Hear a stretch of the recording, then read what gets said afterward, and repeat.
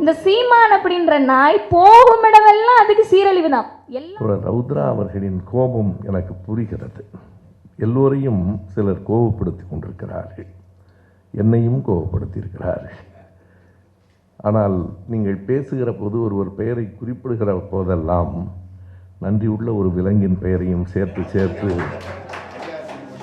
நீங்கள் சொன்னீர்கள். அவர்கள் மொழியில் தானே நாம் பேச வேண்டும் என்று நண்பர்கள் கேட்கிறார்கள். இல்லை, நம் மொழியை அவர்களுக்கு கற்றுக் கொடுக்க வேண்டுமே தவிர அவர்கள் மொழியை நாம் கற்றுக்கொண்டுவிடக் கூடாது. நாம் அண்ணாவின் பிள்ளைகள் என்றால் அண்ணாவை போல கண்ணியமாக பேசியவரை நீங்கள் பார்க்க முடியாது. அண்ணாவினுடைய பெருமிதம் அவருடைய அறிவில், அவருடைய சொல்லாற்றலில் மட்டுமில்லை, அவர் பேசிய அந்த பேச்சுகளின் கண்ணியத்திலும் இருக்கிறது. எனவே நாம் அண்ணாவை பின்பற்றுவோம், இவர்களை அல்ல. நாம் இப்படி பேசத் தொடங்கினால் நமக்கு அவர்கள் ஆசிரியர்களாகி விடுவார்கள்.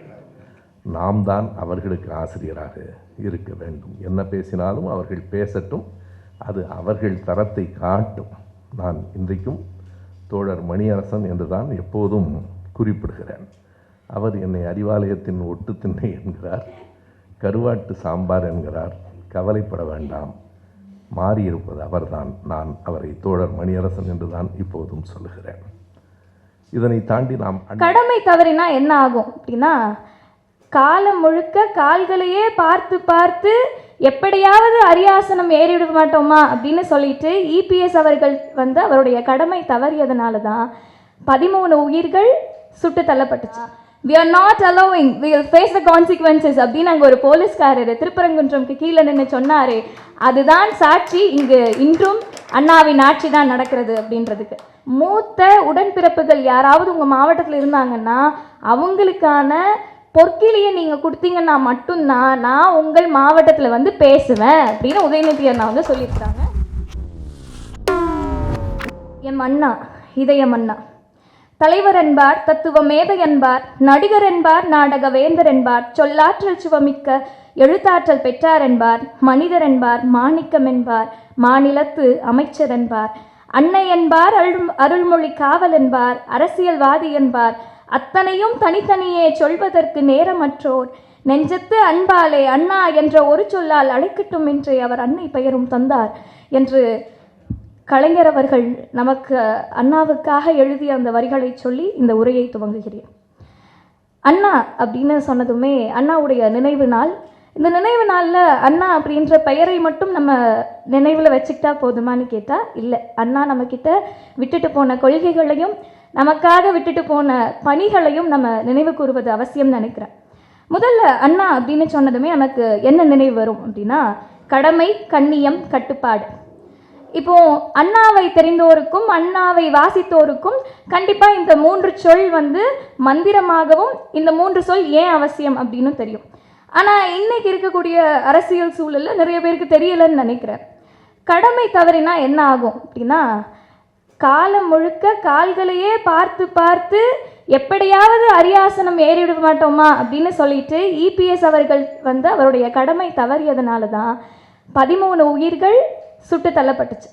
அது மட்டும் இல்லாமல் அந்த 13 உயிர்களை தாண்டி இன்னைக்கு நம்ம வீட்டு பிள்ளைங்க மருத்துவ மேல் படிப்பு படிக்கணும் அப்படின்னா நீட் அப்படின்ற ஒரு கடுமையான விலங்குகளை தாண்டி போக வேண்டியதாக இருக்குது. இதற்கு காரணம் அண்ணா சொல்லிய அந்த கடமை அப்படின்ற அந்த உணர்வு இருக்கு இல்லையா, அது துளியும் இல்லாதது தான். அடுத்தது கண்ணியம். இந்த கண்ணியம் அப்படின்னு சொன்னாவே எனக்கு இந்த சீமான் அப்படின்ற அந்த நாய் தான் நினைவிற்கு வரும். இந்த சீமான் அப்படின்ற நாய் போகும் இடமெல்லாம் அதுக்கு சீரழிவு தான். எல்லாருமே, தோழர் மனோஜா இருக்கட்டும், தோழர் மைனரா இருக்கட்டும், எல்லாரும் தொடர்ந்து இப்படி பேசுகிறாங்க இல்லையா. அதற்கு காரணம் என்ன அப்படின்னா, சீமான் அப்படின்ற அந்த நாயை பற்றி சொல்லும்போது நிறைய பேர் சொல்கிறது உண்டு, இந்த மாதிரி அவர் நிறைய வாசிக்கிறாரு, நிறைய படிக்கிறார். எல்லாத்தையும் படிச்சியே அண்ணா சொல்ல அந்த ஒத்த சொல்ல நீ நினைவு வச்சிருக்கிறியா? கண்ணியம் குறையாம நீ பேசியிருந்தன்னா, நாகரீக அரசியல் செஞ்சிருந்தன்னா உனக்கு இந்த நிலை வந்திருக்குமா? தோழர்களே, நினைவு வச்சுப்போம். நம்ம எல்லாருமே கண்டிப்பாக அந்த அண்ணா சொன்ன அந்த 3 சொற்களையும் நம்மளுடைய கடைசி மூச்சு வரைக்கும் நம்ம அதை பின்பற்றணும். அடுத்து கட்டுப்பாடு. இந்த சொல்லும் போதே எனக்கு ஒரு மாதிரி நடுங்குது. ஏன் அப்படின்னா, சராசரியாக மனிதர்களுக்கு ஒரு விதி இருக்குது, இதுக்கு கட்டுப்பட்டு தான் நடக்கணும் அப்படின்னா ஒன்றும் இல்லை. இப்போ கல்லூரிக்கு படிக்க போகிற இடத்துல நீ இத்தனை மணி நேரம் தான் இங்கே இருக்கணும், ஃபோன் யூஸ் பண்ணக்கூடாது, இந்த மாதிரி நிறைய கட்டுப்பாடுகள் இருக்கும். இது எதையுமே என்னால் ஃபாலோ பண்ண முடியாதுன்னு சொல்லி டிஸ்கண்டினியூ ஆகி ஒருத்தர் வெளியே வராரு. சரி, டிஸ்கண்டினியூ ஆகிட்ட. சமூகத்துக்குன்னு ஒரு கட்டுப்பாடு இருக்கு இல்லையா? நீ ஒரு கூட்டம் நடத்த போகிற, ஒரு மாநாடு நடத்த போகிறேன்னா அதுக்குன்னு சில கட்டுப்பாடுகள் இருக்கும். அதெல்லாம் நான் பின்பற்ற மாட்டேன். நான் ஒரு தேவதூதன், எனக்காக எத்தனை உயிர்கள் வேண்டுமானாலும் இங்கு மாண்டு போகலாம்னு திமிரில் ஒரு சமூகத்துக்கு இருக்கக்கூடிய கட்டுப்பாடோ இல்லை காவல்துறை சொல்லிய கட்டுப்பாடுகளையோ பின்பற்றாதனால 41 உயிர்கள், அந்த உயிர்களுக்கு தெரியுமா நம்ம தலைவரை பார்க்க போகிறோம். அதுலேயும் பச்சிலம் குழந்தைகள் வந்து எனக்கு அதை சொல்லும் போது ஏன் நடுங்குதுன்னு சொன்னேன்னா, அந்த குழந்தைகளுடைய தாடை உடஞ்சி போய் அந்த குழந்தை இறந்து போகுது. அது தெரியுமா? நம்ம விஜய் பார்க்க வந்து செத்து போனோம், இல்லை இன்னொரு குழந்தைக்கு வந்து நெஞ்செலும்பு முறிஞ்சு அது வந்து இதயத்தில் குத்தி குழந்தை செத்து போகுது. இதெல்லாம் எதனால் அப்படின்னா, நீ என்ன வேணால் படிச்சுக்கோ, ஆனால் என்றைக்குமே நமக்கு மூத்த தலைவர்கள் இருக்கிறாங்க அப்படின்னா அவர்கள் சொல்லியது என்ன, அவங்களுடைய வழியை நம்ம பின்பற்றணும். இப்போ சொல்கிறாங்க அவங்க வார்த்தைக்கு வார்த்தை, நாங்கள் அண்ணாவை போல் ஆட்சி அமைப்போம்ன்றாங்க. அண்ணா சொன்ன இந்த 3 சொல்லையே உங்களாலலாம் காப்பாற்ற முடியலையே, நீங்கள் அண்ணாவை போன்று ஆட்சி அமைக்க வருகிறீர்களா அப்படின்ற கேள்வி இருக்குது. அடுத்ததாக சொல்லணும் அப்படின்னா, அண்ணாவோட வாழ்க்கையை வந்து எனக்கு இப்போது இந்த உரையை என்னை ஆற்றுறதுக்கு கூப்பிட்டதுக்கு ரொம்ப நன்றி. ஏன்னா நான் கொஞ்சம் அண்ணாவை இப்போ தான் வாசிக்க ஆரம்பிக்கிறேன். எனக்கு ரொம்ப சந்தோஷமாக இருந்துச்சு. அண்ணாவுடைய வாழ்க்கையில் நடந்த சில நிகழ்வுகளை வாசித்தேன். அதில் ஆதி திராவிடர் கோயில் நுழைவுக்காக அண்ணா கிட்ட வந்து கேட்குறாங்க, உங்களுக்கு தான் கடவுளுக்குள்ளே இருக்கிற அந்த சிலை மேலே நம்பிக்கை இல்லையே, என்ன அக்கறை, எதுக்கு அவங்க உள்ளே போனோன்னு நீங்கள் இவ்வளவு பண்ணுறீங்க அப்படின்னு கேட்கும்போது அண்ணா சொல்கிறாரு, இது வெறுமன பக்தி உணர்ச்சிக்காக வந்த பிரச்சனை இல்லைங்க, இது அவங்களுடைய உரிமை பிரச்சனை, சமத்துவ உரிமை, உணர்வு பிரச்சனை அப்படின்னு சொல்லிட்டு அவர் அப்படியே அவங்களுக்கு ஏன் அது அவசியம் அப்படின்றதெல்லாம் சொல்லிட்டு இன்னொன்னையும் சேர்த்து சொல்கிறாரு, இந்த வாத திறமைகளெல்லாம் வச்சுக்கிட்டு ஒருத்தருக்கு கிடைக்க வேண்டிய, ஏன்னா இன்னைக்கு சீமான் போன்ற சிலரெல்லாம் வந்து அப்படி கேட்கும்போது நமக்குமே எங்கள் வயசில் இருக்கிறவங்களுக்குலாம் அப்படியே ரத்தம் சூடிடும். சே, அண்ணா எப்படி பேசுகிறாரு பாரு, இந்த அரசாங்கத்தை எதிர்த்து என்னென்ன கேள்வி கேட்குறாருன்னு தோணும். ஒரு 5 நிமிஷம் நீ உட்காந்து யோசிச்சு பார்த்தனா அதெல்லாம் காணல் நீராக காணாமல் போயிடும், என்னடா அர்த்தமற்ற பேச்சா இருக்குது அப்படின்னு தோணிடும். அப்படி அண்ணா சொல்கிறாரு, இந்த வாத திறமைகளால் அவங்களுக்கு கிடைக்க வேண்டிய நியாயமான உரிமைகளை யாரும் பறிக்கக்கூடாது, அவர்கள் கோயிலுக்குள்ளே செல்ல வேண்டும் அப்படின்னு சொன்னார். அண்ணா இன்றும் அண்ணா தான் ஆள்கிறார்னு நம்ம சொல்கிறதுக்கான காரணம் என்ன அப்படின்னா, we are not allowing, we will face the consequences அப்படின்னு அங்கே ஒரு போலீஸ்காரர் திருப்பரங்குன்றம்க்கு கீழே நின்று சொன்னார். அதுதான் சாட்சி, இங்கு இன்றும் அண்ணாவின் ஆட்சி தான் நடக்கிறது அப்படின்றதுக்கு. இப்போ அண்ணா வழியில தான் நான் வந்து பயணிக்கிறேன் அப்படின்னு சொல்கிற நம்ம விஜயை பற்றி யோசிச்சு பார்த்தோன்னா, ஆணவ படுகொலையை பற்றி இன்னைக்கு வரைக்கும் மூச்சு காட்டலை. இது வரைக்குமே கவின் ஆணவ படுகொலையை பற்றி பேசிடுவாரா, நம்ம முற்போக்கு தோழர்கள் எல்லாம் அவரை ஆதரிச்சுவாங்களான்னு நானும் கூட கேள்விக்குறியோடு தான் இருக்கேன். ஆனால் இப்போது வரை அவருக்கு அந்த பேசுறதுக்கான தைரியம் வரலை. சரி, இப்போ மதம் சார்ந்து சாதி சார்ந்து இதெல்லாம் பேசுறதெல்லாம் கொஞ்சம் டஃப்பு தான், ஏன்னா காலேஜில் டிஸ்கண்டினியூ ஆன வரல. அதனால சிம்பிளாக சில விஷயம் அண்ணா கிட்ட இருந்து கற்றுக்கிட்ட விஷயங்கள்லேயே கேட்போம். இப்போ அண்ணா கிட்ட ஒரு சமயத்தில் கேட்குறாங்க, பெரியார் உங்களை வந்து விமர்சிச்சாங்களே, உங்களுக்கு வந்து நீங்கள் அவருக்கு என்ன சொல்ல நினைக்கிறீங்க, உங்களுக்கு வருத்தம் இல்லையான்னு கேட்குறாங்க. அதுக்கு அண்ணா பதில் சொல்கிறாரு, இதுவரை பெரியார் என்னை பல முறை வாழ்த்தி இருக்கிறார், இப்போது பெரியார் வந்து என்னை திட்டுறாரு, இந்த திட்டியதில் நீங்கள் அவர் வாழ்த்தினது இருக்கும் இல்லையா, அந்த வாழ்த்தினதோடு இந்த திட்டினதை வந்து கழிச்சிங்கன்னா இன்னும் அவர் என்னை வாழ்த்தியது வந்து இன்னும் நிறைய இருக்குது, அதனால் இருக்கட்டும் பரவாயில்லை அப்படின்னு தான் அண்ணா சொன்னார். இன்னொரு இடத்துல பாரதிதாசன் அவர்கள் வந்து நம்ம பாவேந்தர் அவர்கள் வந்து என்ன பண்ணிடுறாங்கன்னா, உங்களை ரொம்ப விமர்சிக்கிறாங்களே, இதுக்கெல்லாம் நீங்கள் பதில் பேச மாட்டீங்களா அப்படின்னு அண்ணா கிட்ட கேட்குறாங்க. அண்ணா சொல்கிறாரு, கவிஞர்களுடைய இயல்பே இது தானே, கோவப்படுவாங்க, நம்மளை விமர்சிப்பாங்க, அதனால பரவாயில்லை போ அப்படின்னு சொல்கிற மாதிரி தான் அவர் வந்து அதையும் கடந்துக்கிறார். அதில் அவங்க சொன்ன நற்கருத்துக்களையும் தேவையான விஷயங்களையும் எடுத்துக்கிறார். இப்போது ஏன் இந்த சிம்பிள் டாஸ்க்கை வந்து விஜய் அண்ணாக்கு நகர்த்தினேன்னா, ரொம்ப வந்து சின்ன சின்ன விஷயங்களுக்கு கூட ஸ்லீவை மடக்கிட்டு இதுவரை ஒரு முறை கூட தேர்தலை வந்து சந்திக்கிறதுக்கான தைரியம் இல்லாத ஒரு கோழை ஸ்லீவை மடித்து விட்டுட்டு எப்பெல்லாம் கேமரா ஆன் பண்ணுறாங்களோ அப்பெல்லாம் சிஎம் சார், சிஎம் அங்கிள் அப்படின்னு பேசுறது. இவ்வளவு பேசுறியே நீ வந்து, நான் ஏன் இதுக்கு முன்னாடி அண்ணாவை சொன்னேன்னா, நமக்கு மூத்தோர் இருப்பாங்க, அவங்க நம்மக்கிட்ட இருக்கக்கூடிய குறைகளை சொல்லுவாங்க, சில அரசியல் பாடங்களை சொல்லுவாங்க, சிலது நமக்கு வந்து நன்மை பயக்கிறதா இருக்கும், சிலது வந்து நம்மளை பின்னாடி இல்லை இது தப்பாக இருந்திருக்குமோ அப்படின்னு யோசிக்க வைக்கும். அதை கேட்டுக்கணும். நமக்கு கேட்குற பக்குவம் இல்லை. பெற்றவங்க சொன்னதையாவது கேட்டிருக்கணும் இல்லையா? பெற்றவங்க சொன்னாலும் கேட்க மாட்டாங்க, போலீஸ் சொன்னாலும் கேட்க மாட்டாங்க, யார் சொன்னாலும் கேட்க மாட்டாங்க. ஆனால் நான் கேட்குறது என்னென்னா, அந்த விஜய் அவர்கள்கிட்ட இப்போ கடைசி படம் சென்சாரு பிரச்சனை சொல்லலாம்ல, ஸ்லீவை மடக்கி விட்டு பிஎம் சார், பிஎம் அங்கிள், உங்களை பார்த்தா என்ன பயமா, நான் வந்து ஆஃபீஸில் தான் இருப்பேன்னு சொல்லலாம் இல்லை. ஆனால் அதை சொல்கிறதுக்கு கூட அவருக்கு கஷ்டம். இன்னொன்று, எனக்கு இது வாசிக்கும் போது ரொம்ப, ஏன்னா எனக்கு நிறைய அரசியல் சார்ந்து நான் இப்போ தான் வாசிக்க ஆரம்பிக்கிறேன். அதுலேயும் குறிப்பிட்டு இந்த வருடம் தான் அண்ணா எழுதிய எல்லா புத்தகங்களையும் வாசிச்சிடணும். ஒரு 76 டைட்டில் இருக்குது அண்ணாவுடைய எழுத்துக்கள் என்கிட்ட, வாசிச்சிடணும் அப்படின்னு வாசிக்கும் போது அண்ணாவுடைய அந்த பொறுப்பு உணர்ச்சி இருக்கு இல்லையா, அது வந்து யாருக்குமே இல்லைன்னு நான் நினைக்கிறேன். ஏன்னா அதை பற்றி வாசிக்கும் போதே இப்படியெல்லாம் நடந்துக்கிட்டு இருக்கா அப்படின்ற மாதிரி ஒரு கேள்வி வந்தது. முதல் இந்திய எதிர்ப்பு போராட்டத்தில் பட்டுக்கோட்டை அழகிரி அவர்கள் வந்து திருச்சியிலிருந்து சென்னை வரைக்கும் நடைப்பயணம் மேற்கொண்டு தான் அந்த போராட்டத்தை முன்னெடுக்கிறாங்க. காச நோய் வந்துடுது. இப்போ வந்து அந்த மருத்துவ செலவுக்கு காசு வேணும். அண்ணா என்ன சொல்கிறாருன்னா, என்னுடைய அந்த கழக தோழர்களே, கழகத்தில் இருக்கக்கூடிய தம்பிகளே, உங்களோட மாவட்டத்துக்கு வந்து நான் பேசணும் அப்படின்னா நீங்கள் எல்லாரும் பட்டுக்கோட்டை அழகிரி அவர்களுக்கு 100 ரூபாய் அனுப்பிட்டு அந்த காசோலை எனக்கு அனுப்புனீங்கன்னா மட்டும்தான் உங்கள் மாவட்டத்தில் வந்து நான் பேசுவேன் அப்படின்னு சொல்கிறாரு. இப்போ இன்னொரு விஷயத்தையும் நான் இதை பற்றி வாசிக்கும் போது தேடும்போது தான் தெரிஞ்சுது. அண்ணா வழியில் ஆட்சி வந்து நாங்கள் செய்வோம், இனிமேல் நாங்கள் அரசியலில் சீர்திருத்தம் செய்வோம்னு விஜய் பேசுகிறாரு.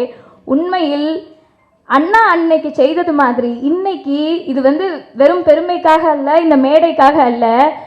உதயண்ணா வந்து என்ன பண்ணியிருக்காருன்னா, அவங்க ஆட்சியில், அவங்களுடைய இந்த ஆட்சியில் கடந்த 2023 வரைக்குமே அந்த டேட்டா வந்து 23 வரைக்கும் தான் இருக்குது. அந்த டேட்டாவில் அவங்க சொல்கிறாங்க, எங்கெல்லாம் உதயநிதி அண்ணா வந்து போய் மேடை போட்டு பேச போகிறாங்களோ அங்கே இருக்கக்கூடிய அந்த மாவட்டங்களில் சொல்லியிருக்கிறாங்க, மூத்த உடன்பிறப்புகள் யாராவது உங்கள் மாவட்டத்தில் இருந்தாங்கன்னா அவங்களுக்கான பொற்கிளியை நீங்கள் கொடுத்தீங்கன்னா மட்டும்தான் நான் உங்கள் மாவட்டத்தில் வந்து பேசுவேன் அப்படின்னு உதயநிதி அண்ணா வந்து சொல்லியிருக்கிறாங்க. அதை செயல்படுத்தவும் செஞ்சுருக்கிறாங்க. அதுக்கான டேட்டா தான் அந்த 2023 வரைக்கும் அது நடைபெற்றது, எவ்வளவு அமௌண்ட் கலெக்ட் ஆயிருக்கு எல்லாமே கொடுத்துருந்தாங்க. இப்போ என்ன கேட்குறேன்னா, அண்ணா வழின்னு பேசுகிற நீ 41 பேர் செத்து போயிட்டாங்களே, இப்படி 30 பேர் செத்து போயிட்டாங்களேன்னு ஏர்போர்ட்டில் பின்னாடி ஒரு ரிப்போர்ட்டர் கேட்குறாங்க. பின்னாடி திரும்பி பார்க்காம பின்னங்கால் பிடரில் அடிக்க ஓடி போன நீ அண்ணாவை போல் ஆட்சி நடத்துவியா? இங்க இருக்கிற ஆட்சியை கேள்வி கேட்கறதுக்கு முதல்ல உனக்கு யோகிதை இருக்குதா, மனிதாபிமானம் இருக்குதா அப்படின்னு அவரை பார்த்து நம்ம கேட்கணும். அடுத்தது, நேற்று ஏதோ திருக்குறள் சொன்னாராம், எனக்கு வர சிரிப்பு வந்துருச்சு. ஏன்னா திருக்குறள் அப்படின்றது குறைஞ்சபட்சம் நீ கேள்விக்கு தான் பேசுற, அதையாவது கொஞ்சம் ரசிக்கிற அளவுக்கு சொல்லலாம் இல்லை? அப்போது அதை பற்றி கேள்விப்பட்டதுமே அன்பழகன் இருக்கிறாங்க இல்லையா, பேராசிரியர் அன்பழகன் வந்து நம்ம அண்ணா அவர்களுடைய உரையை பற்றி ஒரு புது குறள் ஒன்று எழுதியிருக்கிறார். குழலினிது யாழினிது என்பனம் அண்ணா பொழிய முறை கேளாதவர் அப்படின்னு சொல்கிறாரு. இது உண்மைதானே? அண்ணாவுடைய உரைகளை எடுத்து வாசித்து பார்த்தா தான் தெரியும். இன்றைக்கும் இத்தனை வருஷம் கழித்து அண்ணா மட்டும் இல்லை, கலைஞரோடதுமே எனக்கு வந்து ஆச்சரியமே என்னென்னா, கலைஞர் அவர்களுடைய உரையை வந்து இத்தனை வருஷம் கழித்து 2 தொகுதியாக வெளியிட்டிருக்கிறாங்க புத்தகம், அவருடைய எல்லா உரையும். இன்றைக்கி நான் எடுத்து வாசித்து பார்த்தாலும் அதில் தமிழ் மனம் அப்படி இருக்குது, அதில் இலக்கிய நடை இருக்குது, அவர் நிறைய விஷயங்களை அறிமுகப்படுத்துகிறாரு. ஆனால் யோசிச்சு பாருங்க, சும்மா ஒரு மேடை இல்லை ஒரு ப்ரெஸ் மீட்டில் நம்ம சீமான் அந்த நாய் இருக்கு இல்லையா, அந்த நாய் பேசுகிறத ஒரு சின்ன பிட் நோட்டீஸில் அடித்து வீட்டில் எல்லாரும் இருக்கும்போது வாசித்து பார்க்க முடியுமா? அந்த வீடியோவை அவர் பேசுகிற அந்த வீடியோ போட்டு கேட்க முடியுமா? காதால் கேட்க முடியுமா? குழந்தைங்களை வச்சுட்டு கேட்க முடியுமா அப்படின்னு சிந்தித்து பாருங்கள். அடுத்து, இது வந்து கண்டிப்பாக நான் இங்கே வாசிக்கணும் அப்படின்னு நினச்சேன். நாடாளுமன்ற மாநிலங்களவையில் அண்ணா சொன்னது தான், I claim sir to come from a country apart in India now, but which I think is of a different stock, not necessarily antagonistic. I belong to the Dravidian stock. I am proud to call myself a Dravidian. That does not mean that I am against a Bengali or a Maharashtrian or a Gujarati. As Robert Burns has stated, a man is a man for all that. I say that I belong to the Dravidian stock, and that is only because I consider that the Dravidians have got something concrete, something distinct, something different to offer to the nation at large. Therefore, it is that we want self-determination. அதாவது என்னென்னா, தன்னை Dravidian stock அந்த இதெல்லாம் விளக்கம் கொடுத்துட்டு கடைசியில் அவர் கேட்குறது என்னென்னா, சுய நிர்ணய உரிமை வேணும்னு அண்ணா கேட்குறார். இப்போது இந்த கேள்வியும் நம்ம கத்துக்குட்டி இல்லை அணில்குட்டிக்கு தான். அந்த அணில்குட்டிக்கிட்ட கேட்கணும் அப்படின்னு நினச்சது என்னென்னா, உங்களுக்கு திராவிடியன் ஸ்டாக் அப்படின்னு சொல்லணும் அப்படின்னா கொஞ்சம் பெரிய வார்த்தை கஷ்டம், காலேஜ் ட்ராப் அவுட் இல்லையா, வராது. ஆரியம் வராது. பார்ப்பனியம் வரவே வராது. சரி, இது எல்லாத்துக்கும் நான் வந்து உனக்கு கன்செஷன் கொடுத்துட்றேன். இந்த பிஎம் அங்கிள்னு மட்டும் பேசு, நாளைக்கு நானே வந்து அதுக்கப்புறமா நீ என்னென்ன பேசுகிற அப்படின்றத கேட்குறேன். சரியா? அடுத்து இந்த இடத்துலையும் நான் இங்கே வந்து சொல்லிக்க விரும்பினது என்ன அப்படின்னா, இன்றைக்கு வரைக்கும் அண்ணா ஆரம்பித்து வைத்த இந்த திராவிட முன்னேற்ற கழகத்தை சார்ந்த உதயண்ணா தான் சொல்கிறார், சனாதானத்தை ஒழிப்போம் அப்படின்னு தைரியமாக பேசுகிறார். அது மட்டும் இல்லாமல் வெறுமனே சனாதானத்தை ஒழிப்போம்னு சொல்லலை, டெங்கு மாதிரி மலேரியா மாதிரி சனாதானத்தை ஒழிப்போம் அப்படின்னு பேசுகிறாரு. உன் வயசு தானே இருக்கும், பேசலாம்ல அணில்குட்டி. ஆனால் அதை பேச மாட்டாங்க. இன்னொன்று, கொள்கை தலைவர் அப்படிங்கும்போது பெரியாரை விட்டு அண்ணா வெளியே வந்துட்டாரு அப்படின்னு சொன்னாலும், அண்ணா தன்னுடைய கடைசி மூச்சு வரை அவர் சொன்னதும் செய்ததும் என்னன்னா, கண்டதும் பெரியாரை கொண்டதும் பெரியாரை அப்படின்னு தான் கடைசி வரைக்கும் தன்னுடைய தலைவர் பெரியார் தான் அப்படின்றதுல எந்த மாற்றமுமே ஏற்படலை. ஆனால் பாருங்க, நம்மளோட இந்த அணில்குட்டிக்கு ப்ரெஸ்ஸை மெயின்டைன் பண்ணுறது கஷ்டம், ப்ரெஸ்ஸை சந்திக்கிறதே கஷ்டம், அடுத்து இந்த ஆச்சரிய குறிகளை வந்து மெயின்டைன் பண்ணுறது அதை விட கஷ்டம். ஆனால் இது எல்லாமே உனக்கு வந்து மற்றவங்கள வச்சு மெயின்டைன் பண்ணுறது கொள்கை தலைவர் தானே. அது எத்தனை தடவை மாற்றுவேன். ஒரு மேடையில் அவரோட கட்சியில் இருக்கக்கூடிய நபர்கள் கிட்ட கேட்குறாங்க, நீங்கள் திராவிடம்னு பேசுகிறீங்க, தமிழ் தேசியம்னு பேசுகிறீங்க அப்படின்னு கேட்டால், இல்லைங்க அது மக்கள் சொல்கிறாங்க அதனால நானும் சொல்கிறோம் அப்படின்னு சொல்கிறாங்க. குறைந்தபட்சம் கொள்கை தலைவர்களை பற்றியாவது தெரிந்து கொள்ள வேண்டும் அணில்குட்டி அப்படின்ற பாடத்தை நம்ம இங்கே சொல்ல கடமைப்பட்டிருக்கிறோம். இப்போ சமீப காலத்தில் இந்த தமிழ் தேசியம் அப்படின்ற வார்த்தையை சொல்லும் போதெல்லாம் எனக்கு அப்படி பத்திக்கிட்டு வரும். சொல்கிறவன் எவன்டா அப்படின்னு பார்த்தா, ஏன்னா அந்த தமிழ் தேசியம்னு பேசுறதுல இங்கே தப்பே கிடையாது, தமிழ் தேசியம் பேசப்பட வேண்டிய ஒன்று. ஆனால் அதை பேசுகிறவன் எவன்னு பார்க்கும்போது தான் அப்படி பத்திக்கிட்டு வருது. ஏன்னா முதல்ல ஆரியமாயின்னு புத்தகம் போட்டது யாரு? அதை தடை பண்ணும்போதும் அதை பரவாயில்லை தடை பண்ணுவியா பண்ணு, ஆனாலும் நான் பேசுவேன்னு தொடர்ந்து எழுதுனது யாரு? அண்ணா. ஆனால் நீங்கள் எங்களை எதிர்த்து நீ தமிழ் தேசியம் பேசுகிறேன்னு சீமான் தேசியம், இந்த நாய் தேசியம் பேசிகிட்டு இருக்கப்பா நீ. அது மட்டும் இல்லாமல் தீப்பரவட்டும் சமீபத்தில் எல்லாரும் வாசிச்சிருப்பீங்கன்னு நினைக்கிறேன். நானும் வந்து ரொம்ப ஆர்வத்தில் தீப்பரவட்டும் வாசித்தேன். அதில் வந்து அண்ணா சொல்கிறார், கம்பராமாயணமும் பெரிய புராணமும் ஏன் எரிக்கப்பட வேண்டும் அப்படின்றதுக்கான விளக்கத்தை தான் தொடர்ந்து விவாதமாக போகுது. கடைசியில் ஒத்துக்கிறாங்க. ஆப்போசிட்டில் விவாதம் பண்ண வரவங்க எல்லாருமே, நீங்கள் சொல்கிறது சரி, ஆனால் அதை தீயில போட்டு எரிக்க வேண்டாம், அதை பற்றின கருத்துக்களை வந்து நம்ம கொண்டு போய் சேர்க்கணும் அப்படின்ற மாதிரி சொல்கிறாங்க. உண்மையில் அண்ணா பற்ற வைத்த அந்த தீ இன்றைக்கும் நமக்கு தேவைப்படுகிறது. ஏன்னா அந்த கம்ப ராமாயணத்தில் வரானே அந்த காமுகன் ராமன் அப்படின்றது, அதனால தான் கம்பரசம் வாசிச்சிங்கன்னா தெரியும், அண்ணா வந்து நமக்கு தோல் உரித்து காமிச்சிருப்பாங்க. ஏன்னா எல்லாரும் சொல்லுவாங்க கம்பருடைய இதில் வந்து கவிநயம் அப்படி அவ்வளவு அழகாக இருக்கும் அப்படின்னு. நானும் வாசிச்சிருக்கிறேன். ஆனால் அண்ணா சொன்னது போன்று அந்த மொழி அப்படின்றதெல்லாம் தாண்டி அதில் நீ என்ன கருத்து சொல்ல வரேன்னு இருக்கு இல்லையா, அந்த கருத்தால் இன்னைக்கு ராமன் அப்படின்ற ஒரு கயவனுக்கு ஆலயம் அமைக்க அயோத்தியாவில் அவ்வளவு பெரிய கலவரம். இங்கேருந்து நம்ம தமிழ்நாட்டில் இருக்கக்கூடிய நிறைய பேர் கூட இங்கேருந்து காசு அனுப்பி வச்சாங்க. ஒரு வேளை அண்ணா பற்ற வைத்த தீ தொடர்ந்து எரிந்து கொண்டே இருந்திருந்தது, தொடர்ந்து நம்ம அந்த கருத்துக்களை பேசிக்கொண்டே இருந்திருந்தோம்னா ஒரு வேளை அயோத்தியில் ராமன் இல்லாமல் போயிருந்திருக்கலாம். அதனால் எனக்கு இன்னும் ஒரு சில புத்தகங்களை மட்டும் அறிமுகப்படுத்தணும்னு நினைக்கிறேன். வாய்ப்பு இருக்கக்கூடிய தோழர்கள் வாசிச்சுடுங்க. ஆரியமாயை, கம்பரசம், ரங்கோன் ராதா, தம்பிக்கு அண்ணாவின் கடிதங்கள், கண்ணாயிரத்தின் உலகம், பார்வதி பிஏ, வேலைக்காரி, சந்திரமோகன், நல்ல தீர்ப்பு, வர்ணாசிரமம் போன்ற அண்ணாவுடைய எழுத்துக்கள் வந்து நம்ம எல்லாருமே தொடர்ந்து வாசிக்கணும். இன்னொன்று, இந்த குடும்ப ஆட்சின்றது வந்து நம்ம கேட்டுகிட்டே இருப்போம். இப்போ நம்ம வந்து பெரியாரியவாதிகளாக இருக்கட்டும் எல்லாருமே சந்திக்கிற ஒரு கேள்வி என்னென்னா, என்ன சும்மா இந்த குடும்ப ஆட்சிக்கு போய் சப்போர்ட் பண்ணுறீங்க அப்படின்னு சொல்லுவாங்க. அண்ணா அன்றைக்கே அதை சொல்லிவிட்டார், என் தம்பிமார்களின் திறமைகளும் ஆற்றலும் இயல்பும் சேர்ந்தது தான் நான் அப்படின்னு சொல்கிறாரு. அது மட்டும் இல்லாமல் இந்த குடும்பத்தில் இருக்கக்கூடிய, அவர் அன்னைக்கே அதை சொல்லிட்டாரு, நாங்கள் குடும்பம் தான், இந்த குடும்பத்தில் இருக்கக்கூடிய நாம் அனைவருமே ஒருவருக்கொருவர் எல்லா வகையிலும் கடன்பட்டவர்கள் அப்படின்னு அவர் சொல்லிட்டார். இன்றைக்கும் சில லாட்டரி சீட்டுகள் எப்படியாவது இந்த கூட்டணியை பிரித்து கூட்டிகிட்டு போயிட முடியாதா, இந்த கூட்டணியில் இருக்கிற யாராவது ஒருத்தர் பிரித்து கூட்டிகிட்டு போயிட முடியாதான்னு தொடர்ந்து வேலை பார்த்துட்டு இருக்கிறாங்க. அவங்களுக்கெல்லாம் நம்ம சொல்ல வேண்டியது ஒன்றே ஒன்று தான், அன்றைக்கு அண்ணாவும் அதைத்தான் சொன்னார், ஒரு பெரிய லட்சியத்திற்காக பிறந்தது இந்த இயக்கம். இந்த பதவிகள் அப்படின்றதெல்லாம் வெறுமனை அந்த இயக்கத்தில் நமக்கு அந்த கொள்கை இருக்கு இல்லையா, அந்த கொள்கையை அடையிறதுக்கான வெறுமனை கருவிகள் தான். அதனால் வெறுமனை அந்த கருவி காமிச்செல்லாம் நீ எங்களை பிரிக்க முடியாது. இது இனியும் யாராவது குடும்ப ஆட்சின்னு சொன்னாங்கன்னா, நாங்கள் குடும்ப ஆட்சி தான், குடும்பமாக எங்கள் கொள்கைகளுக்காக போராடக்கூடியவர்கள்னு தைரியமாக சொல்லுங்கள். இன்னும் இது மட்டும் காமெடியாக சொல்லி முடிச்சிடுறேன். இல்லை, அதுக்கு முன்னாடி இன்னொன்று, சாதி ஒழிப்பு. இந்த விஷயம் இது வந்து கொஞ்சம் சென்சிட்டிவான விஷயம்தான். சிரிக்கிறதுக்கு மட்டும் இல்லை, ரொம்ப சிந்திக்க வேண்டிய விஷயமும் தான். ஏன்னா நான் வந்து பிறந்ததுலேருந்து ஒரு 13-18 வருஷம் ஆர்எஸ்எஸில் வந்து வேலை பார்த்த ஒரு ஆள், ஷாக்கா அட்டன் பண்ண ஆள். அதனால் அவங்களுடைய சமீப கால முன்னெடுப்புகள் வந்து எப்படி இருக்குன்னா, எந்தெந்த பகுதிகளில் இப்போ ஒன்றும் இல்லை, இடைநிலை சாதியை சார்ந்த நம்ம சகோதரர்கள், தலித் சகோதரர்கள் எல்லார்கிட்டையுமே போய் அவன் என்ன பண்ணுறதுன்னா, வாங்க உங்களுக்கு நான் பதவி கொடுக்குறேன், திராவிட புரட்டுன்னு புக்கு போடு, அதே மாதிரி இந்துத்துவ அம்பேத்கர்னு புக்கு போடு அப்படின்னு நம்ம சகோதரர்களை நமக்கு எதிராக திருப்புறது. அண்ணா அன்றைக்கு சொல்கிறார், அவர் 10வது வகுப்பு முடிச்சு கல்லூரிக்கு போகிற வயசு. அப்போ அவர் வந்து பார்க்குறாரு, ஒரு பழங்குடியினர் ஒருத்தரை வந்து அவங்க ஊருக்கு வந்து ஏதோ ஒரு பொறுப்பில் வராரு. வந்தோடனே அவர் வந்து இந்த வீட்டு வாடகையெல்லாம் ஏறிடுது. அப்போது அண்ணா என்ன அந்த அண்ணா இருக்கிற அதே தெருவுக்கு தான் அவர் வராரு. வந்து கேட்குறாரு, இது மாதிரி நான் வீடெல்லாம் பார்வையிட வந்திருக்கிறேன், வீட்டு வரி அதிகமாக இருக்குதுன்னு சொன்னீங்களாமா அப்படின்னு வராங்க. வந்தோடனே நீங்கள் இதுக்கு மேலே இந்த தெருவுக்குள்ளே வரக்கூடாதுன்னு அந்த பழங்குடியின ஆட்சியாளர் பார்த்து சொல்கிறாங்க. உடனே வந்து உங்களுக்கு தெரியுமா நான் யாருன்னு அப்படின்னே, நீங்கள் யாருன்னு தெரியும், நீங்கள் எந்த சாதி வகுப்பை சார்ந்தவர்னு தெரியும், அதனால தான் நீங்கள் இங்கே வரக்கூடாதுன்னு சொல்கிறோம் அப்படின்னு சொல்கிறாங்க. இது அண்ணாவுடைய இளம் வயசில் அவர் பார்க்குறாரு. இதை வந்து நேரடியாக பார்த்துட்டு அவர் இன்னொரு மேடையில் பேசும்போது இதை சொல்கிறாரு, இந்த சாதி ஒழிப்பு, இந்த சாதி ரீதியாக நமக்கு ஒரு அடக்குமுறை இருக்கு இல்லையா, இது என்றைக்குமே நமக்கு கிடைக்கிற பதவியாலேயோ, நமக்கு கிடைக்கிற படிப்பாலேயோ, நமக்கு கிடைக்கிற பணத்தாலேயோ போயிடாது. சாதி ஒழிப்பு அப்படின்றது, அப்புறம் இந்த சாதி ரீதியான அடக்குமுறைகள்லாம் எப்போ போகும் அப்படின்னா, இங்கே மக்களுடைய மனநிலை மாறணும் அப்படின்னு சொல்கிறாரு.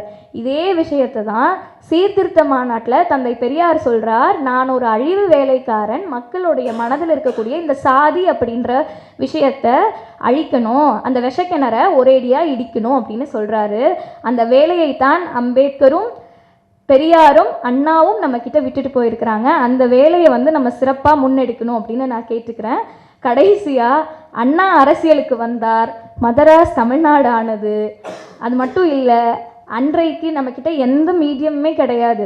நியூஸ் பேப்பர்ஸ் போய் அந்த இதழ்கள் போய் சேருவதே ரொம்ப கடினம். ஆனால் அந்த காலகட்டத்தில் படிக்காத இளைஞர்கள் எல்லாத்தையும் அரசியல் படுத்தி இன்றைக்கு தமிழ்நாட்டில் இருக்கக்கூடிய நம்ம எல்லாருமே அரசியல் பார்வை கொண்டிருக்கிறோம்னா அதற்கு காரணம் அண்ணா.